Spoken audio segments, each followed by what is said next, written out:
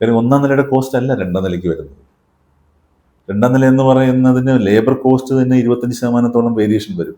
പലരും അത് ചിന്തിക്കുന്നില്ല. ഫിസിക്കൽ ആക്ടിവിറ്റിക്ക് എപ്പോഴും നല്ലത് രണ്ട് നിലയാണെന്ന് ഞാൻ പറയും. കാര്യം വേറൊന്നും കൊണ്ടല്ല, നമുക്കൊരു മൂവ്മെന്റ് എപ്പോഴും പടി കയറി നമ്മളറിയാതെ നമ്മളിലേക്കൊരു എക്സസൈസ് വരുന്ന ഒരു സിറ്റുവേഷൻ ഉണ്ട്. ചില ആളുകൾ എലിവേഷന് വേണ്ടി മാത്രം രണ്ട് നില ചെയ്യുന്നവരുണ്ട്. അതിൻ്റെ ആവശ്യമില്ല. ലാൻഡ് വാല്യൂ കൂടിയ സ്ഥലങ്ങളിൽ എപ്പോഴും മൾട്ടിപ്പിൾ ഫ്ലോർ തന്നെയാണ് ബെനിഫിറ്റ്. കാര്യം utilisation economic utilisation of the land കൂടുതലായിരിക്കും. അപ്പം ഇത് നമുക്കൊരു ആർക്കിടെക്ചർ ഹിസ്റ്ററിയിൽ നമുക്ക് പറയാൻ പറ്റുന്ന കുറേ കാര്യങ്ങളുണ്ട്. ഏത് ടൗണാണ് അങ്ങനെ ഡെവലപ്പായി വന്നതെന്നൊക്കെ ഇന്ത്യയിൽ വളരെ ഇൻട്രസ്റ്റിംഗ് ആണ് കേട്ടോ. അത് നിങ്ങൾ പ്ലോട്ട് ചെറുതാണെങ്കിൽ ഡെഫിനറ്റ്ലി നിങ്ങൾ രണ്ട് നിലയിൽ തന്നെ പോകേണ്ടി വരും.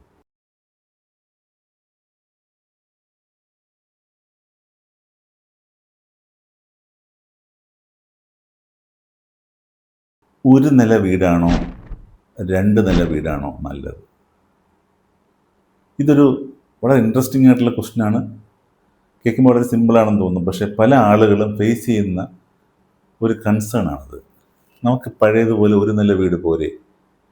നമുക്കൊരു നില വീടാകുമ്പോഴത്തേക്കും നമുക്ക് വയസ്സായി വന്നു കഴിഞ്ഞാൽ മുകളിലേക്ക് കയറാനൊക്കെ ബുദ്ധിമുട്ടാണ്. അപ്പോൾ അതുകൊണ്ട് ഒരു നില വീട് പോരെ? ഇങ്ങനെയുള്ള ചോദ്യങ്ങൾ ഒരുപാട് കേൾക്കുന്നുണ്ട്. ഇതിനകത്ത് ഞാൻ ഇന്ന് ഈ ഒരു ക്വസ്റ്റ്യനെ പല ആംഗിളിൽ കാണാനാണ് ശ്രമിക്കുന്നത്.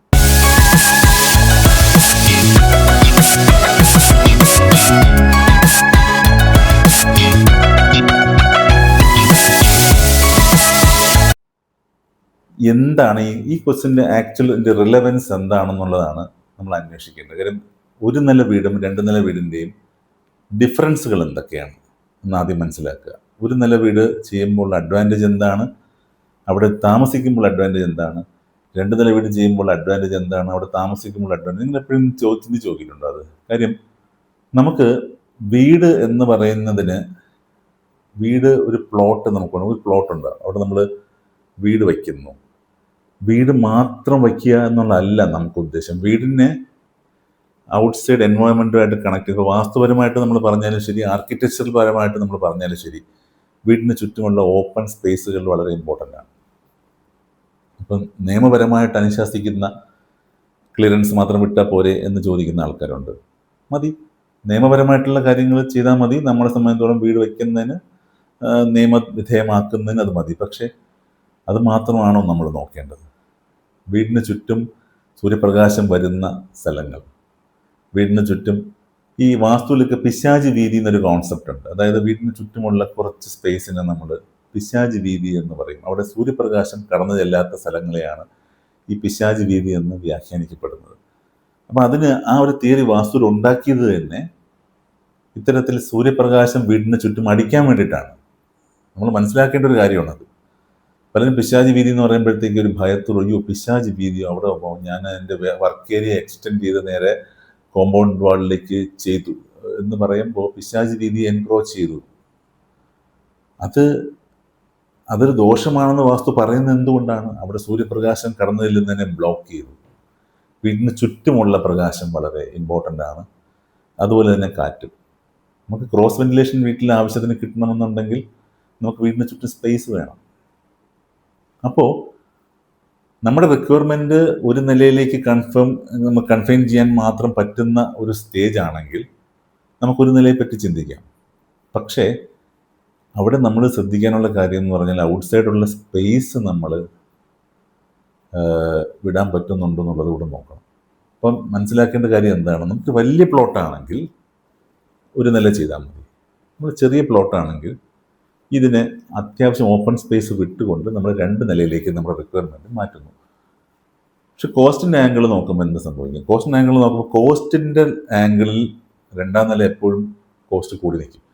വേറൊന്നും കൊണ്ടല്ല, പെർ സ്ക്വയർ ഫീറ്റ് കോസ്റ്റിങ്ങിലേക്ക് നിങ്ങൾ എടുക്കുകയാണെങ്കിൽ അതൊരു സയൻറ്റിഫിക് സംഭവം അല്ലെന്ന് ഞാൻ എപ്പോഴും പറയാറുണ്ട്. കാര്യം ഒന്നാം നിലയുടെ കോസ്റ്റ് അല്ല രണ്ടാം നിലയ്ക്ക് വരുന്നത്. രണ്ടാം നില എന്ന് പറയുന്നതിന് ലേബർ കോസ്റ്റ് തന്നെ 25% വേരിയേഷൻ വരും. പലരും അത് ചിന്തിക്കുന്നില്ല. അപ്പോൾ കോൺട്രാക്റ്റ് കൊടുക്കുമ്പോൾ പലപ്പോഴും പല ആളുകളും എല്ലാം ജനറലൈസ്ഡ് തോട്ടിലാണ് കോൺട്രാക്റ്റ് കൊടുക്കുന്നത്. ഒരു നിലയായാലും രണ്ട് നിലയായാലും ഒരേപോലെ റേറ്റ് ഇട്ടാണ് കൊടുക്കുന്നത്. ഫൗണ്ടേഷൻ്റെ ആസ്പെക്റ്റ് നോക്കുമ്പോൾ രണ്ടാം നില വരികയാണെങ്കിൽ ഫൗണ്ടേഷൻ്റെ കോസ്റ്റ് കൂടും. ഇനിയിപ്പോൾ നിങ്ങൾ ഫ്യൂച്ചർ എക്സ്പാൻഷന് വേണ്ടി ഇടുകയാണെന്നുണ്ടെങ്കിൽ കുഴപ്പമില്ല. ഫ്യൂച്ചർ എക്സ്പാൻഷന് വേണ്ടിയിട്ടും ഇടുമ്പോഴും ഫൗണ്ടേഷൻ കോസ്റ്റ് കൂടി തന്നെ വരും. അവിടെ ആ സേവിങ്സ് കിട്ടുന്നില്ല. അപ്പോൾ 2 നില എന്ന് പറയുന്നത്, ഇനി വേറൊരു ഫിസിക്കൽ ആക്ടിവിറ്റിക്ക് എപ്പോഴും നല്ലത് 2 നിലയാണെന്ന് ഞാൻ പറയും. കാര്യം വേറൊന്നും കൊണ്ടല്ല, നമുക്കൊരു മൂവ്മെൻറ്റ് എപ്പോഴും പടി കയറി നമ്മളറിയാതെ നമ്മളിലേക്കൊരു എക്സസൈസ് വരുന്ന ഒരു സിറ്റുവേഷനുണ്ട്. അത് ഞാൻ എപ്പോഴും ഒരു റെക്കമെൻഡ് ചെയ്യുന്ന ഒരു കാര്യമാണ്. അങ്ങനത്തെ ഒരു അതിന് വേണ്ടി 2 നില. പിന്നെ ചില ആളുകൾ എലിവേഷന് വേണ്ടി മാത്രം 2 നില ചെയ്യുന്നവരുണ്ട്. അതിൻ്റെ ആവശ്യമില്ല.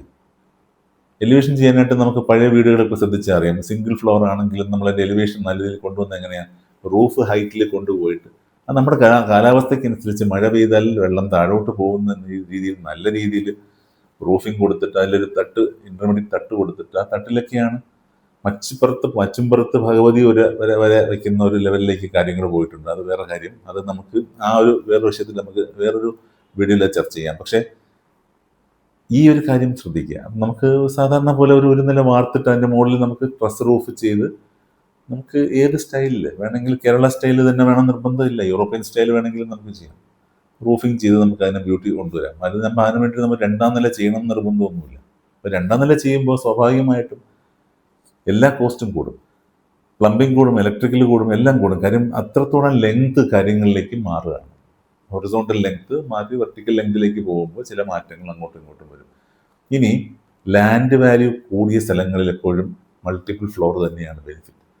കാര്യം utilisation, economic utilisation of the land കൂടുതലായിരിക്കും.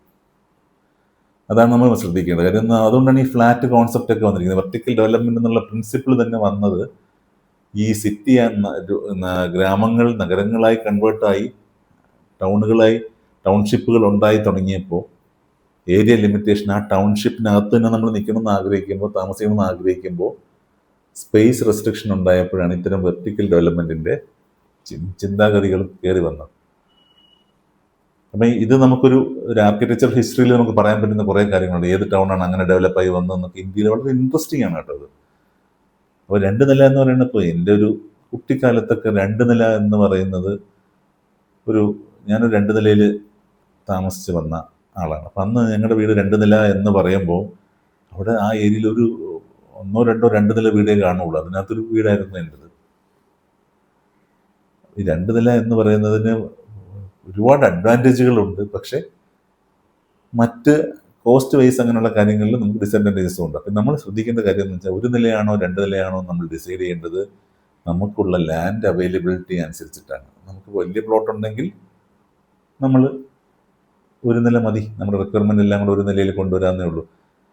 നമുക്ക് ചെറിയ പ്ലോട്ടാണെങ്കിൽ 2 നിലയിലേക്ക് പോകാം. പിന്നെ സോഷ്യൽ കണക്ഷൻസ് കൂടുന്നത് ഒരു നിലയിൽ കൂടുതലാണ്.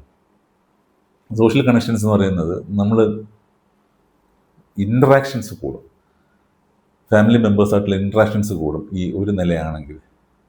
2 നിലയാണെങ്കിൽ ചില മുകളിൽ കയറിപ്പോയാൽ പിന്നെ ഇറങ്ങി വരില്ല, അവിടെ തന്നെ ഇരിക്കുക. അപ്പം മറ്റേ ആളുകൾ സംസാരിക്കുമ്പോൾ ഉണ്ണാൻ ബെല്ലടിക്കുമ്പോൾ മാത്രം വരും.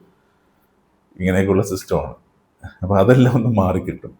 അങ്ങോട്ടും ഇങ്ങോട്ടും കമൻറ്റിയും പറഞ്ഞുമൊക്കെ ഇരിക്കാം എന്നുള്ളൊരു സംഭവമുണ്ട്. പിന്നെ നമ്മളൊക്കെ ഇപ്പോഴും അനുഭവിക്കുന്ന ഒരു പുതിയ സംഭവമാണ് ഈ മെൻ്റൽ സോളിറ്റ്യൂഡ് എന്ന് പറയുന്ന സാധനം. ഫിസിക്കലി നമ്മൾ ഒരുപാട് ആൾക്കാരുടെ ഇടയിലാണ് ഇരിക്കുന്നത്, പക്ഷേ നമ്മൾ മെൻ്റലി ഒറ്റയ്ക്കാണ്. കാര്യം എന്താണ്? മൊബൈൽ ഫോൺ പോലുള്ള കാര്യങ്ങൾ നമ്മൾ ഗാഡ്ജറ്റ് സ്പെസിഫിക് ആയിട്ട് നമ്മൾ മാറിക്കഴിഞ്ഞു. നമ്മുടെ ലൈഫ് തന്നെ അങ്ങനെ മാറിക്കഴിഞ്ഞു എന്ന് വേണമെങ്കിൽ പറയാം. അത്തരം സിറ്റുവേഷനിൽ വീട്ടിൽ ചെന്നിരുന്നാൽ 2 നിലയായാലും 1 നിലയായാലും മൊബൈൽ മാത്രം കൊണ്ടു നടക്കുന്ന ഒരാളെ സംബന്ധിച്ചോളം ഒരുപോലെയാണ്. അപ്പോൾ അത്തരം സിറ്റുവേഷൻസ് നമ്മൾ കൂട്ടുക.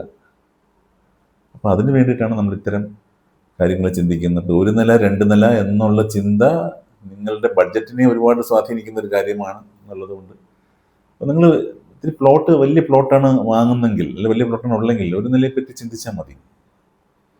നിങ്ങൾക്ക് പ്ലോട്ട് ചെറുതാണെങ്കിൽ ഡെഫിനറ്റ്ലി നിങ്ങൾ 2 നിലയിൽ തന്നെ പോകേണ്ടി വരും.